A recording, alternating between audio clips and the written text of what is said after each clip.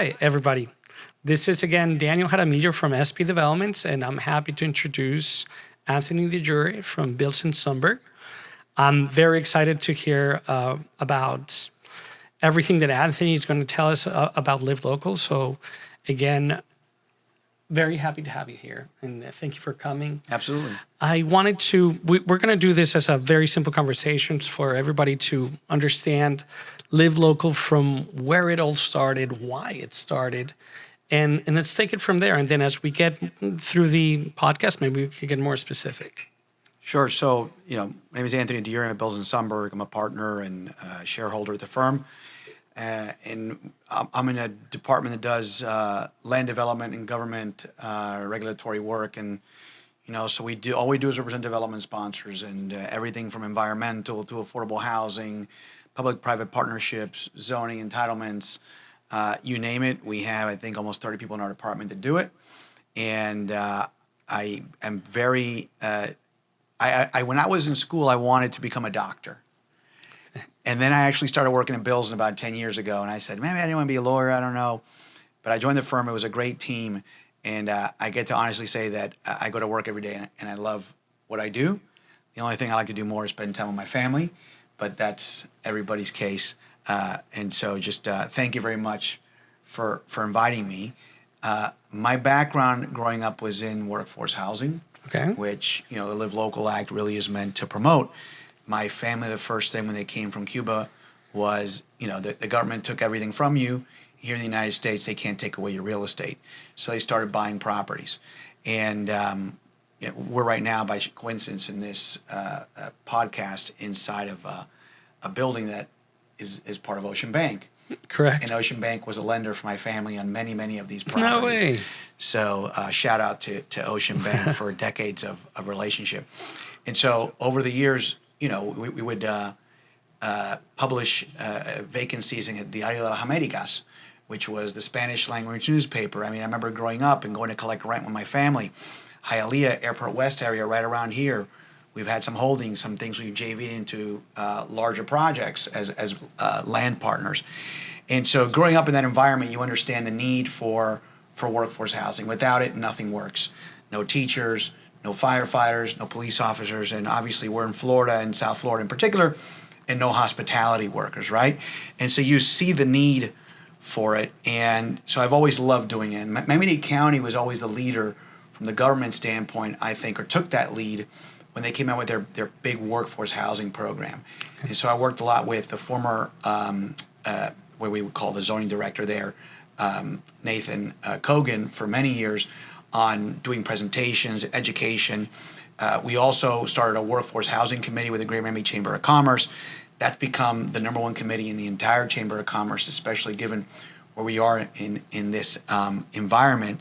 And so, all that culminates into my background and my real interest in it. And then the two largest affordable housing developers in the state of Florida, which are our clients, and I'm one of them, whether they like to be mentioned or not, I'm not going to do it, but I'll credit them both with really, taking up the gauntlet and going to Tallahassee to figure out a solution, because no one could make deals work given the increase in insurance costs, the increase in finance costs, the increase in construction costs and labor. Nothing was penciling out. And so the way that they figured they could make it work was to deal with the property taxes. And so the way the story goes is they went to Tallahassee for the tax exemption. Ultimately, it turned into, I kind of look at it as two laws, which there was a tax exemption law and then another component of it, which is the zoning bonuses law. And so I'm in the board of governors of the Florida Chamber, and they tell me I should look at this because I'm involved in all the workforce housing and things of that nature. It's a big deal for Florida Chamber, and I started getting involved in it. But I'm sorry, was the initiative from your company or from these developers that wanted to? It was those two developers. Oh, okay. That started it. I'm sorry, it's good to know because like many developers, even like myself, we we may not even think that maybe we can really change things here. And as you, and maybe even joining forces with other developers and start moving things along, that's interesting. Absolutely 100%. I'll give credit to one over the other. I just, I'm embarrassed to say who it was. Maybe they don't want me to say it in particular. But I think it was an incredible partnership between the private sector and the elected officials in recognizing an unprecedented need, that the tools they had at their disposal weren't working, and it made sense to explore at a state level this opportunity. And so ultimately, the issue is that when policy making in Tallahassee is in real estate, it's not like something that they deal with every single day. I think this was an unprecedented challenge that they took up, and they passed this policy, but then when it gets out relative to all the different jurisdictions, it became a challenge of, when it's outside the vacuum of the policy, how do we actually implement it? How do we realize the legislative intent that they had in Tallahassee? And in that moment, I happened to be with the Florida Chamber looking at the law right before it got passed and trying to understand it and working with the client that actually was involved. And the biggest thing that stuck out was this, and I actually started doing phone calls with the property appraiser down here in Miami. And we would call it I used to call it our Friday happy hour. We were trying to figure out how the tax exemption would work, how they would implement it, what their interpretation of it was. And we're going line by line. Well, look at line 732. This is how it's interpreted. No, over here in line 135, this is how it's interpreted. And so ultimately, we realized through one of those phone calls that I said, anecdotally, show me how you're going to do the exemption on a piece of property. And there was a hole in what I expected the exemption to be. Okay. And we found out that the property appraiser's interpretation was that the tax exemption did not apply to the land component of the property value or to the common area factor. So imagine they were just taking, and what that happened was it cut the tax exemption in half.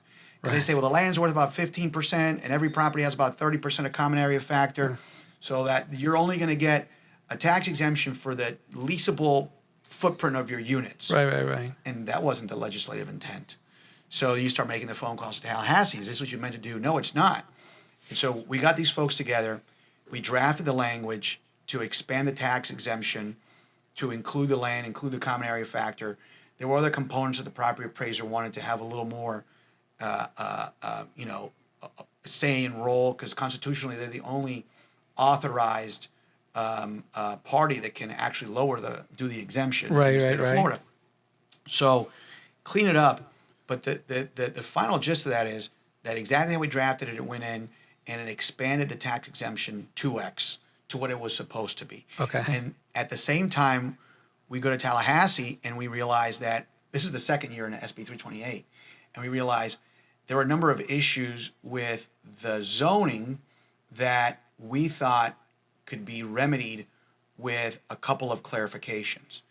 And so we went up there, and some of those clarifications were done where we started dealing with the fact that FAR, floor area ratio, was not included. And I'll go back to the whole thing in a second. But floor area ratio wasn't included, so we included the floor area ratio. A 100% parking reduction was allowed for transit-oriented development. Okay. And by the way, just side note, that was proposed, and I saw them make the proposal on the floor by a Senate Democrat. So this is unanimous support both in SB 102, SB 328. It's a fantastic example of how both red and blue can get together to solve a situation that is impacting the entire state, because it becomes our Achilles heel ultimately. We have all these economic factors in our favor, but if we can't house the people, then we're going to hemorrhage employees. Well, let me get into that, because I think that for one, to start off with the problem, really. Then the problem starts with a lack of housing or enough housing for workforce housing and affordable housing. There's not enough units. And if I'm not mistaken, the state of Florida declared itself in a housing crisis, so that there was an incentive to do something about it. And that's when, as you explained, both parties here know that there's a problem and are putting their heads together to resolve this. So this is where it all starts, and then Live Local. How does Live Local help that? Or can you tell us a little bit more? Sure. I mean, look, one of the biggest challenges we have is time in our world of real estate. You know that it takes us, it's just a certain amount of time to get the plans together, even to submit it to the government. Then once you get into the government side, it becomes the entitlement zoning process and review of the site plan. And then you have to, once that gets approved, then you go into the building permit side. And so if you want to get the project approved, many times you have to go to public hearings.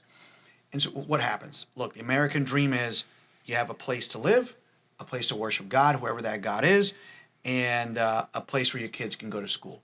Well, unfortunately, I will tell you from experience of doing this for 20 years, you go to the most difficult things to do are try to get a school approved, try to get a place of worship approved, or try to get anything related to housing affordability approved. Yeah. But it's like they want it for themselves, but not for anybody else. And so that's what happens. And so you get, we refer to it as the tyranny of the minority, where a small group of neighbors that are very localized will be very vocal and oppose a project. But if you tell them in general, do they support housing affordability, affordable housing, schools, churches, they say 100%. And then you say, well, next to you, no, I hate it. And it's just, there's no unicorn where we can find a place where, it doesn't create some inconvenience for somebody. But the problem is when that person that's complaining moved to the neighborhood, somebody thought that they were creating too much traffic or they were a nuisance to them and it really comes down to the haves and the have-nots. And so to get around that, Tallahassee got involved, recognized the severity of the problem.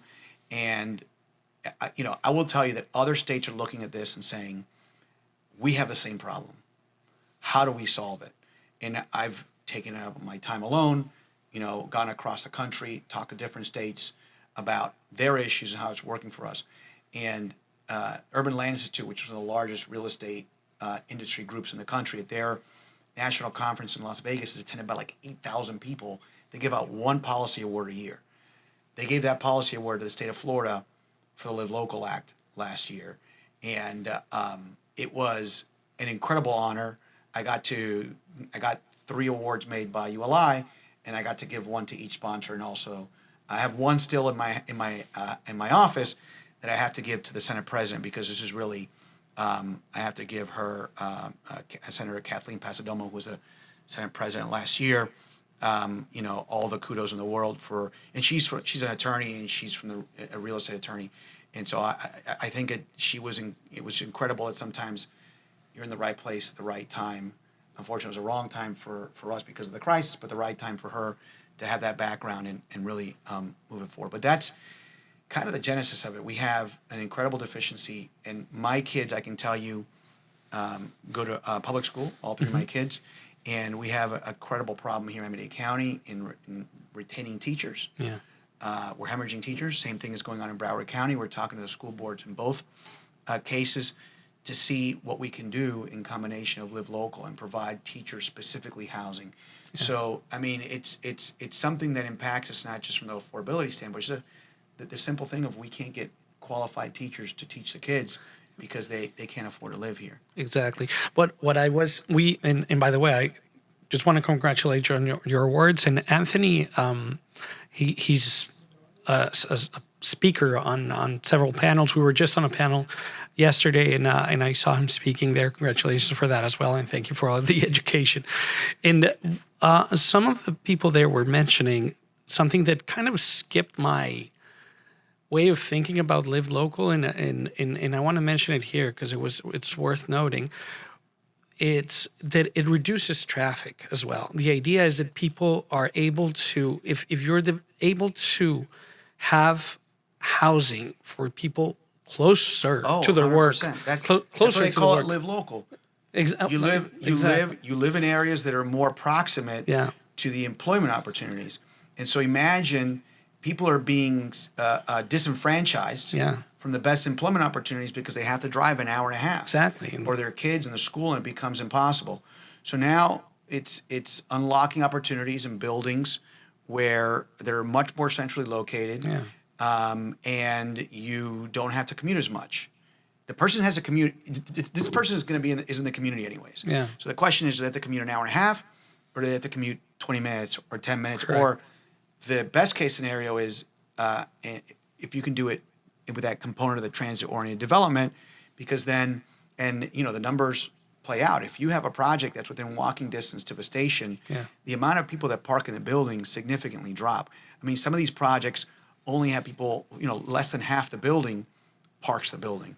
And I used to live in downtown Daneland for a while, and I would walk downstairs, get on Daneland Station, and be in downtown every day like clockwork. As soon as the train got there, 11 minutes. If I drove, it was a solid 50 minutes. That was 12 years ago, 13 years ago. I can only imagine how much worse. Miami's changed in that time. It's got to be an extra 20 minutes from there, an hour, 15 minutes, easily.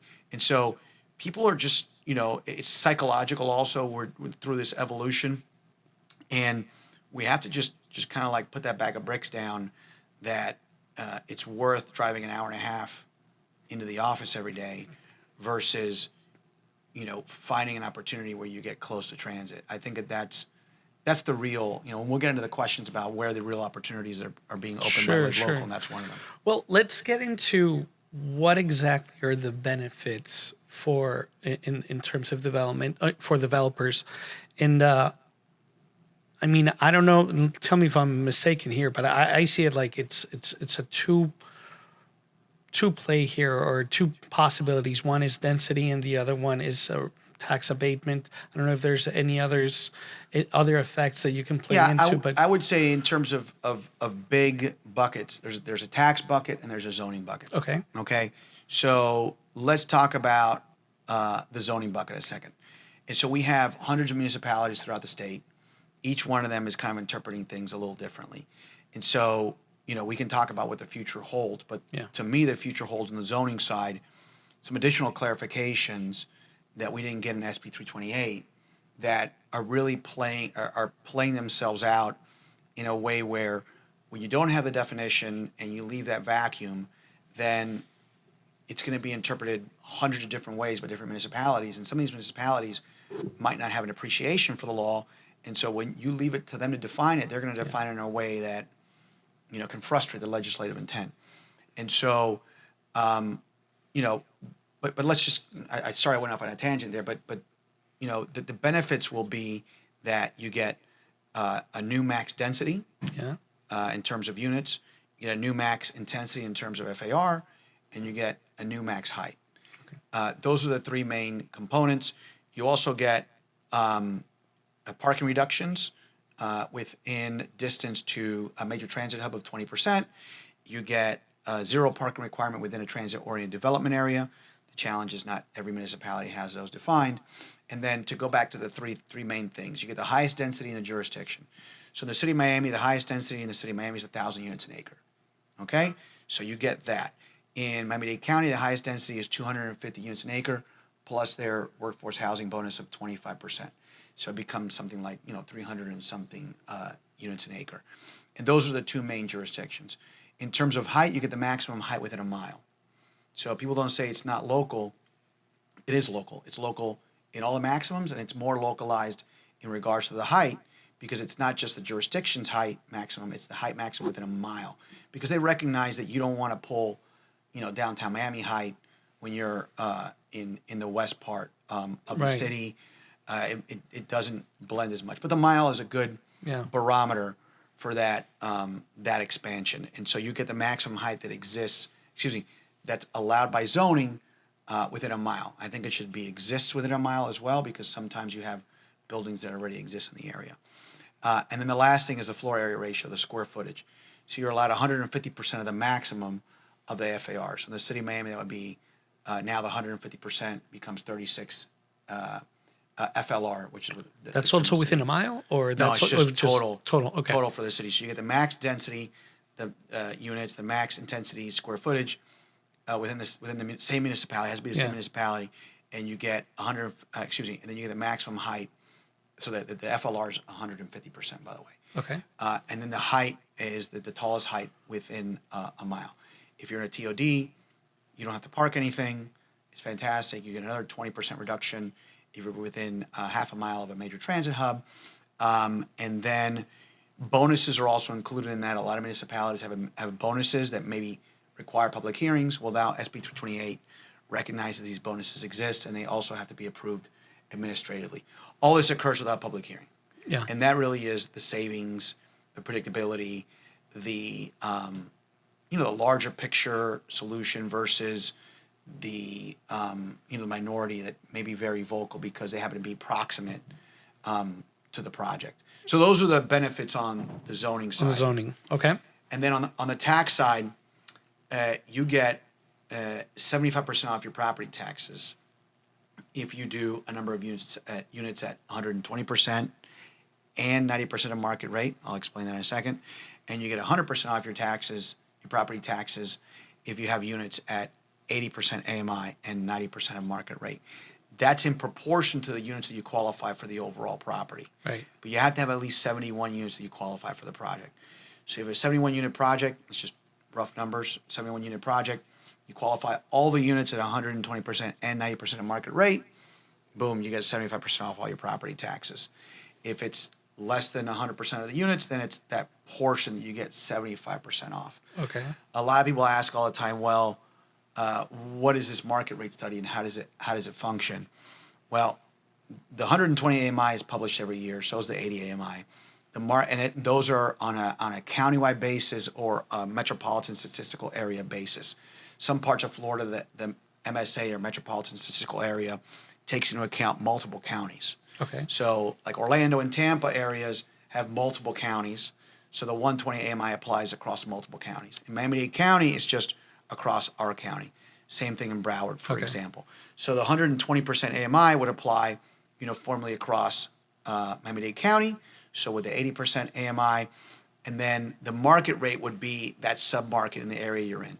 It compares the sub-market you're in, the proximity within that sub-market to amenities like transit and parks and things of that nature that might increase the value of a property. Yeah. It takes into account the vintage of the property, the quality of your own amenities, et cetera, and it pulls from that sub-market a rent comparison for the market rate study.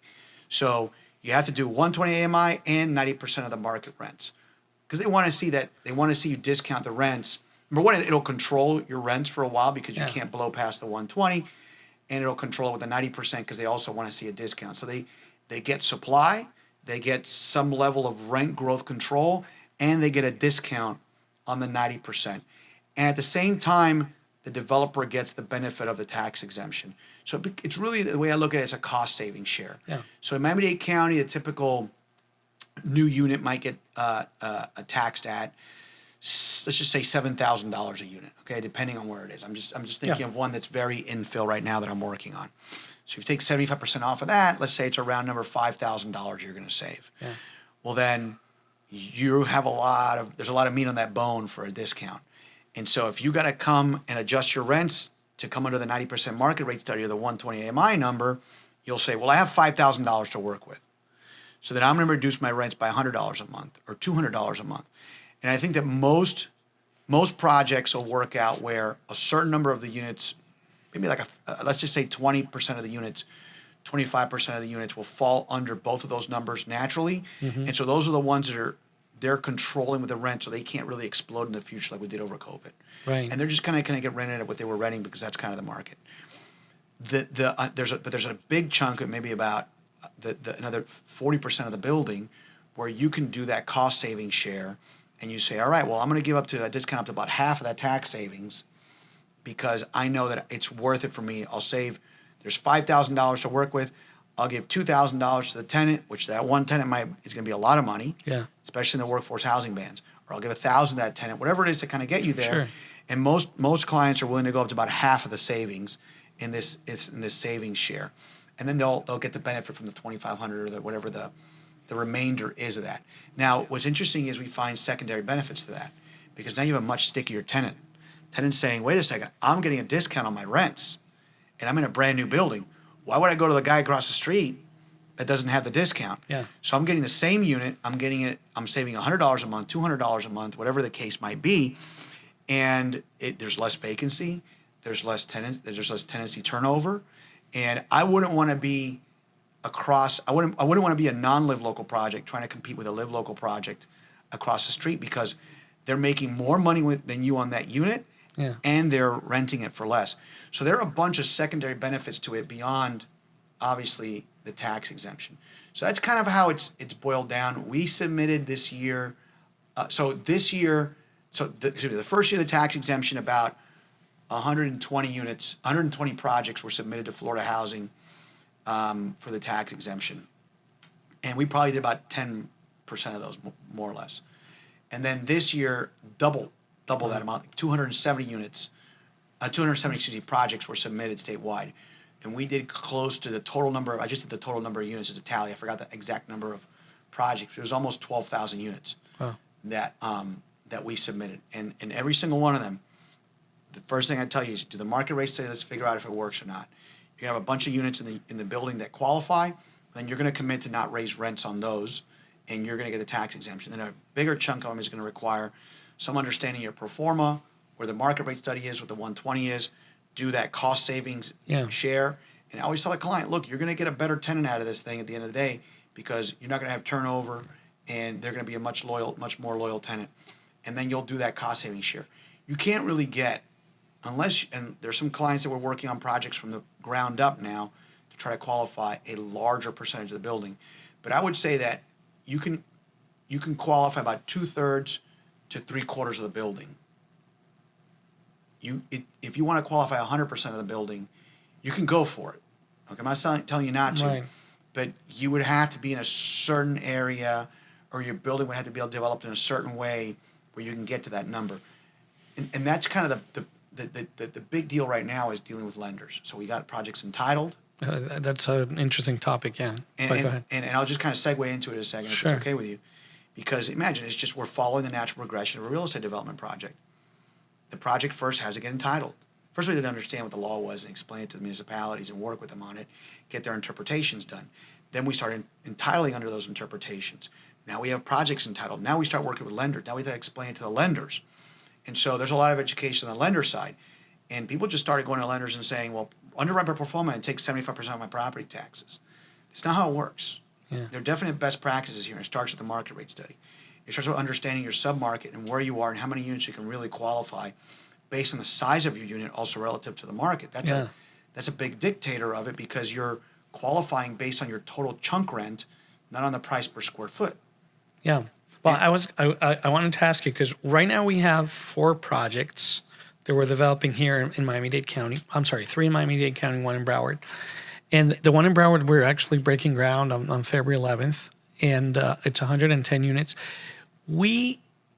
Since we had already started all the plans and everything on that, and had done all of our studies, I mean, it's a feasible project and everything. We had not considered Live Local for that. Right. And I'm starting to change my my mind. And I think I might want to send that through your office, and maybe you could take a look at it and see what are the possibilities. But I can tell you up front, though, looking at this is Flagler Village, so it's plenty of buildings and comparables there.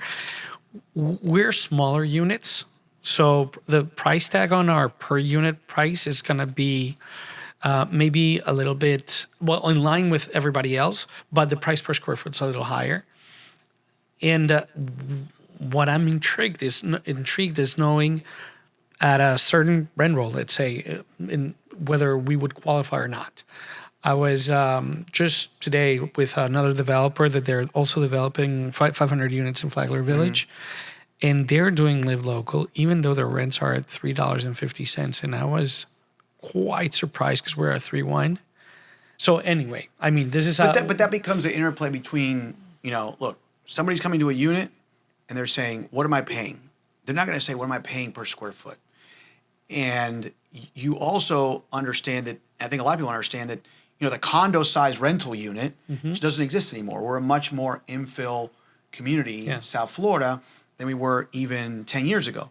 So that just means a more efficient unit. Okay. And so we're exploring, so I gave you the background of my family, and we're entitling a project with a partner of ours in our family right now that's in the city of Miami. And so what we find is, how do we make these units more efficient? Well, we're going to furnish these units. When you furnish a unit, then it's not an issue of, what furniture they're going to bring in here and is it going to work with the space. You already furnish it, and you can maximize the efficiency of the unit. You do things like having flex spaces in the kitchen. Instead of having a kitchen island, you have that kitchen island that also can flex as the dining area. Okay. Right? And then you use the furniture to maximize the space so it's efficient. You don't have oversized furniture. It makes a room feel smaller than it really is. And then obviously there are additional stuff like building out, I think it's called Ori, that'll drop beds from the ceiling and things like that. Yeah. That's a whole other conversation. But the units are getting more efficient. And so if you have a more efficient unit from a footprint standpoint, that means that you can deliver on the total chunk rent, the total rent to the tenant, a lower rent. You will probably make more per square foot because it's a more efficient footprint. You're going to have more wet walls, right? You're going to have more appliances, so it'll cost more. But I think overall, as long as from a marketing standpoint, it's not too small, and you make it work, and you do smart things in the design, you'll find that when you do that market rate study, it is based on a square footage, and that kind of is how it functions. Okay. So if you have more efficient units from a footprint standpoint versus older condominium size projects that are trying to be rented, you're going to have an easier time with your market rate study. The only ones I had problems with were in qualifying units. Were in the Southwest Florida. They just had this dream to do large condo size, like oversized units. Mm-hmm. And I said, that's not going to work, because the way it's not on a price per square foot. You're not being judged on a price per square foot. You're being judged on a total price per unit. And that's kind of how it's played out. But I'm sure that every building has units that you have to discount anyways. Yeah. Because they're farther from, you have to walk farther. They don't have the best view. They're remote from either the parking or the amenities, and you have to discount those units to get them rented. So those units are, you're already starting with some like nucleus of units depending on how big your project is, and then we go from there based on the sizes relative to the market, and we go through that study. They're definitely. We can take a whole tangent on best practices here. Of course. But unless you're building, I'll put it this way: unless you're building high-end luxury product, there are probably enough units in your building where we can get the tax exemption done. Okay. No, interesting. I want to follow up with that. On another point, something that I first saw in Live Local, I don't know if this has changed, and correct me if my memory is right, is that they wouldn't, Live Local would restrict cities or municipalities from doing rent controls. Yeah, so it did make. I forgot to mention that all the time, but it makes rent control legal in the state of Florida. That's a policy that illegal. Okay. So that's a policy that I think has been proven out not to work. We don't live. We live more in a global real estate economy, and developers can move in and out of jurisdictions. In fact, when I was at the ULI conference in Vegas with all these folks, we're in these rooms with these. One room I was in, they were responsible for 75% of the multifamily transactions in that entire year. Just to give you an idea of the folks in this room. I got invited in that room. I was humbled to be in there and really get that level of exposure to them. But one of the questions they had, one of the first questions, what is your strategy for 2025? We're moving to lower regulatory environment jurisdictions. That's what we're doing. And they were talking about states that they're moving out of. Even though it's what they call like Sunbelt states maybe, or they're looking for environments with lower regulatory risk. Okay, what's the number one? Someone said, what's the number one thing is regulatory risk? Well, the number one thing is rent control. Yeah. Especially after COVID. Yeah. COVID, you saw the proliferation of rent controls, moratoriums on evictions, and I can tell you from my standpoint, thank God most of our tenants paid, but some didn't, and they were short-minded about it. Instead of understanding they had the opportunity to be in a place where they wouldn't get, in any event, I can tell you my own family story, but that regulatory environment issue is one that was understood by Tallahassee, and that's why they legalized the rent control. And so what you do is incentivize. You can create a carrot because the stick doesn't work. Yeah. Developers move away from high regulatory environments, and the carrot is here's an incentive. If you do these rentals, then we will give you these bonuses. Yeah. Well, the thing in something that you mentioned at the beginning is how developers or business people working with politicians to make things work. And I don't want to talk badly about politicians. There's plenty that are very interesting, very intelligent, and have have a good heart in what they're trying to do, but they may not know the intrinsics of economics and how they work. Yeah. And this one is one in particular. I don't want to mention which city, but this was days after the approval of Live Local. And the mayor was very adamant of how he was completely against Live Local because of rent control, and they were about to file rent control in that city. And let me just explain from an economist's perspective. Wait, so they wanted to do rent control? Yes. Yeah, it doesn't work.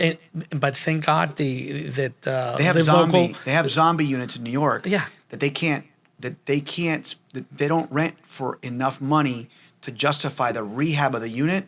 So it's better just to leave it vacant. Exactly. What it does, as you were saying, developers leave. When developers leave, then money's not invested into the community. The problem only gets If worse. money's not invested into the community, you don't have jobs. The jobs, who's eating the croissants from the bakery? Nobody is now eating those because the workers are working some other city. Yeah, sure. So it's a trickle-down economy that starts at construction. If you don't have construction, then there's no economy to revolve around it. And things explained from a business perspective and politicians that are open-minded enough to accept these explanations and understand them, of course, then will understand that rent control doesn't work. Let me give you a perfect example Sure. of education. It's not, look, I come from a family of a government, okay? My mother was a senior executive in Miami-Dade County for 35 years, okay? My stepfather was the director of Durban Water and Sewer, I think total of 30 years. My father was an elected official, a commissioner in the city of Miami for multiple terms. So I have a unique perspective on seeing government, grew up in it. It's kind of like the family business. I say, and I tried everything not to do what I do today, but you know what? Thank God I ended up taking this path because I do love it for that perspective. But there is a disconnect from the private sector to the public sector, and you don't know what that elected official does in their day job, right? Yeah. And so you're not going to get, if you don't get an economist, you're going to have an issue. Yeah. If you don't get a real estate person, then they're not going to understand that. And the biggest thing, we went to Tallahassee. I've gone a couple of times already. You know, we do a lot of the work before session even starts. And so we were up there in December. I was up there again now in January. And the big thing we're trying to communicate is what return on cost is on a project, and tell them, look, this is why we need to communicate to lenders. I can educate a lender one-on-one on every deal. We've done about a half a dozen deals. Lenders say, "Oh, I get it now. I understand it."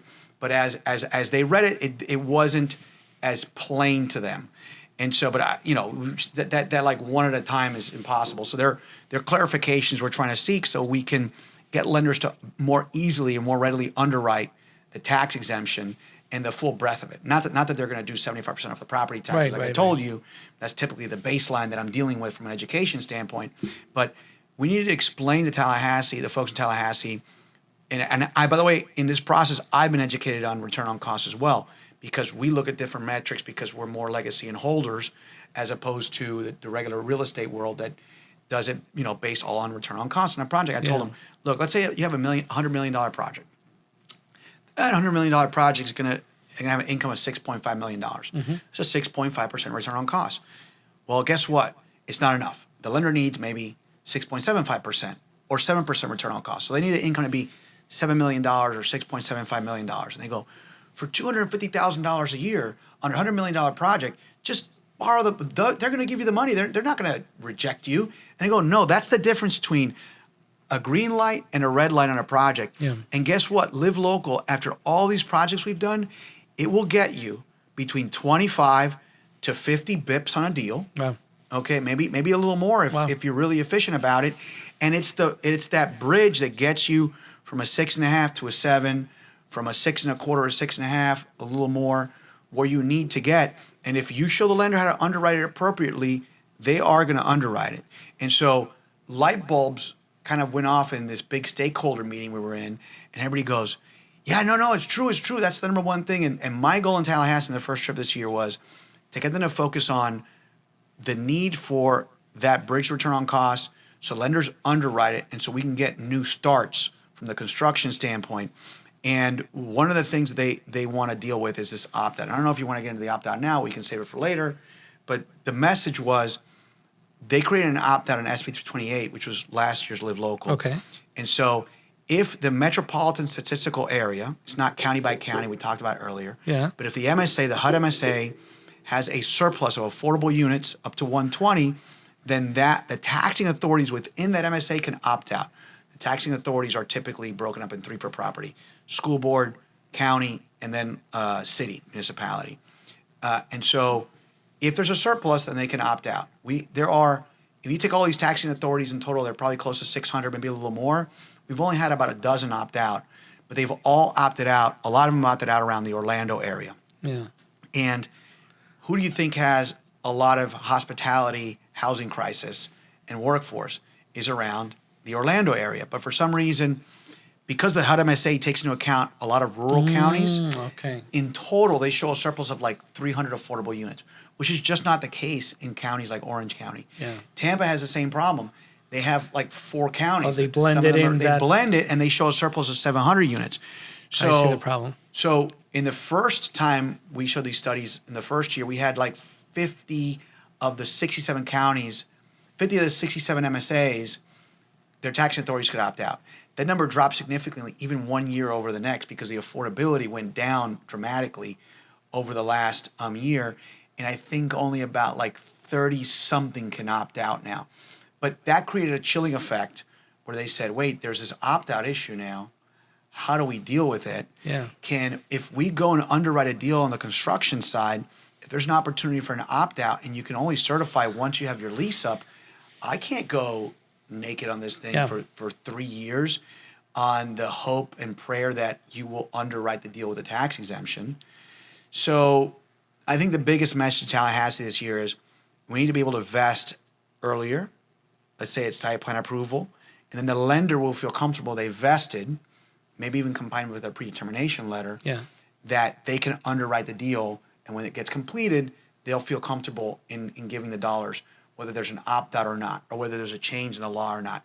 There's no opt-out in Miami-Dade County, Broward, or Palm Beach, Monroe. Let's get that straight. Well, actually, that was one of the questions from the audience. Like, it's specific to Miami-Dade. Oh, and I'll we have a extend it to deficit Broward. So it's by deficit that there's no way that's it's like 60,000 units in Miami-Dade County, maybe more, 67,000. Broward, it's like it's close to that. It's something like the 40s. I believe last time I checked. Palm Beach, close to 20. So there's no way that we're going to have a surplus of affordability. That's all pursuant to the University of Florida. They get commissioned by the state to put out this Sumberg study, and they receive data from HUD. Got it. And there's just no way. Okay. There's no way. And Monroe County is even worse. So the lenders don't have that heartburn with us here, but it takes some explaining because they get the opt-out thrown at them. Fannie Freddie, we've been having a lot of conversations with some of the big capital market players that deal with Fannie and Freddie at high level, people that used to work at Fannie and Freddie that are in the private sector in the capital markets now, to get them comfortable. A lot of it, they raised 4 or 5 issues, and I walk them through SB 328, and I go, no, the deals are grandfathered, whether the law changes or not. And they go, oh, okay. How about vesting? Well, it'll vest unless there's an opt-out. So you should be good with these counties. And they go, oh, okay. How about, is it automatic? Is it as of right? I go, yeah, you can do it for 3-year chunks, and you can opt out, but only the owner can opt out. So if you want to do, and they have these opportunities where you can have volunteered covenants if you want in other programs, and they go, oh, well, we can just leverage this precedent of this other program and leverage it here, and we'll be fine with the 3-year that it can opt out. It's only accretive, and if we both agree to it. I go, yeah, so we've come up with these solutions, but it's education to get them around the opt-out problem. Now, in these other counties that can opt out, there's a real problem because nobody's going to underwrite a deal with that pressure, or even if you're close to an opt-out, if there might be a surplus, of affordability, they're tight. I think I don't have an argument for a lender right now that they should underwrite live local in those counties where there's a significant opportunity for an opt-out, because what can happen in 3 years? And so we're looking to address that. Do we say, well, we have to have that surplus for a period of time in a row, maybe consecutive years of 3 years. Right. That way a project can feel comfortable getting underwritten for that window. They'll still have the ability to vest. Or again, should we vest at site plan approval, right? That would be another way to do it. Or is there a way for those metropolitan statistical areas that are multiple counties that are rural and urban to get broken out on a county by county basis? We've explored that as well, and it's run into some roadblocks, and we've had a lot of conversations with folks in Tallahassee about it. But listen, it's all about the lenders at this point in time. I think the jurisdictions, from a zoning standpoint, for the most part, yes, there's some roadblocks. You have to get over it. Again, I think it's education. They've been in a vacuum. They've been getting advice from the wrong places. And so once we have a Florida Attorney General opinion letter on what the definition of mixed use is, because a lot of jurisdictions don't understand how to apply mixed use, and there wasn't a definition to it. Now we have an opinion letter that we use to help them on the topic. Again, education. So we went through that with some jurisdictions in Miami-Dade County. We went through that with some jurisdictions in Broward, and now even we did it in Central Florida. Now they know what mixed use is. Okay, so now it's applicable, because I forgot to mention, live local only applies if it's industrial, commercial, or mixed use. It doesn't apply to purely residential districts.